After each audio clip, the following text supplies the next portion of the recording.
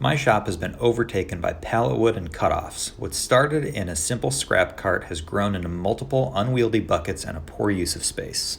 In addition, I've added a couple of tools to my shop in the past year which are taking up valuable real estate on my work surface.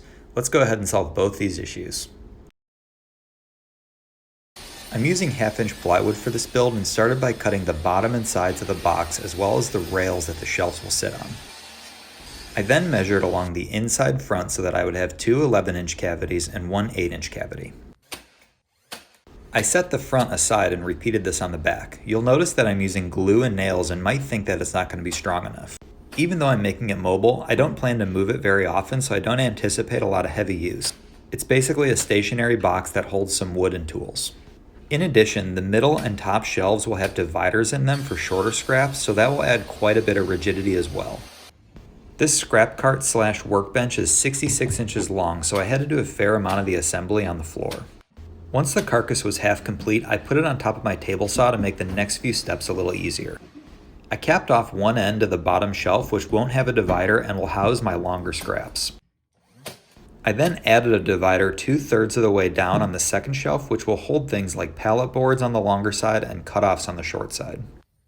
Next, I glued a couple of 3/4-inch scraps to the bottom to give the caster's screws something to bite into. These are 4-inch casters, and as I mentioned before, they will be locked and stationary for the vast majority of the time. I then moved the cart back to the floor and started working on a little secret clamp storage. One of the reasons I made this 66 inches long was so that it could store my extra long pipe clamps. I taped 2 pieces of 3/4-inch plywood together and marked holes for the pipes to slide through. Using a spade bit here was less than ideal, but I powered through and added a set of Forstner bits to my wish list. While it made drilling more difficult, taping the boards together ensures that they'll be perfectly aligned and easier to slide in and out. I drilled about 3/4 of the way through and then I flipped it to minimize chip out. I then took the boards apart and lined them up on the back of the cart so I knew where to drill pilot holes.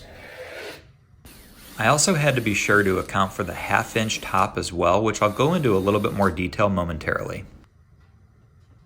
I held them in place with a few brads and then drove in the screws from the inside. Now that the clamp rack was attached, I could attach the second shelf, and I did this using glue and brads. Because you'd be bored out of your skull and my retention rate would be garbage, I'm not going to show every last brad being shot, but I can assure you I was very liberal with them. And even though this is a piece of shop furniture, I still cleaned up my glue squeeze out whenever needed. After all, I'm not a savage.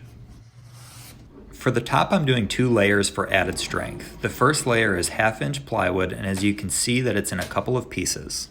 This is just the way my cut list worked out, so I could get away with using only 2 full sheets of plywood.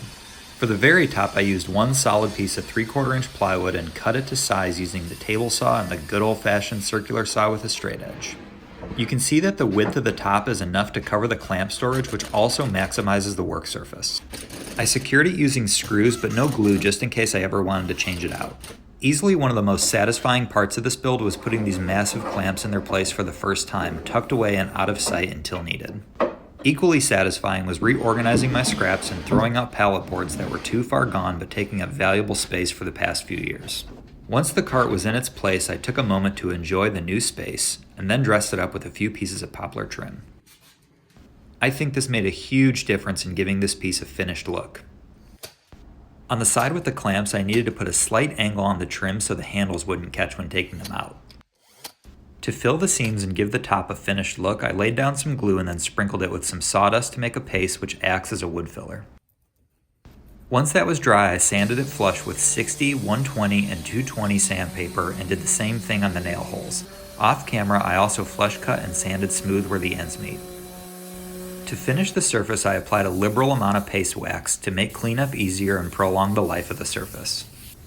And that's it, folks. I moved my bandsaw and drill press to their new homes, did a little celebration, and organized the rest of my scraps. This has made a huge improvement to the use of space in my small shop. I solved my scrap storage and work surface issues, and I also gained some more floor space by rebuilding my old scrap cart for only sheet goods. This makes it easier to get my yard tools and create more space for a larger bandsaw or what have you. Hopefully this inspired you, and thanks so much for watching.